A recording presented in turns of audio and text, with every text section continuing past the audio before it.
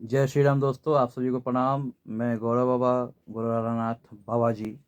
जिस तरह से जिस मोटरी में जो सामान जो देख रहे हैं, ये एक सरप्राइज है, गिफ्ट है, जो कि मेरे प्यारे मित्र छोटे भाई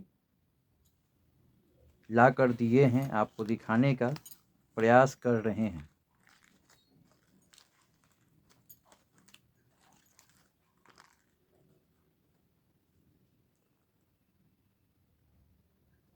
ये आप जो देख रहे हैं, ये जो प्रसाद है, श्री राम जन्मभूमि का से मेरे पास आया है।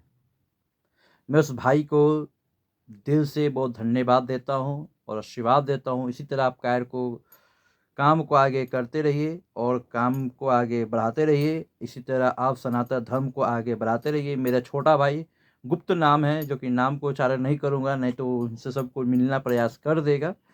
इसके द्वारा तो मैं कि उनका नाम नहीं लेता हूँ, लेकिन मेरा छोटा भाई है, दिल का टुकड़ा है, जिनका नाम मैं नहीं बताऊँगा। ये प्रसाद ला कर दिए हैं, देखिए।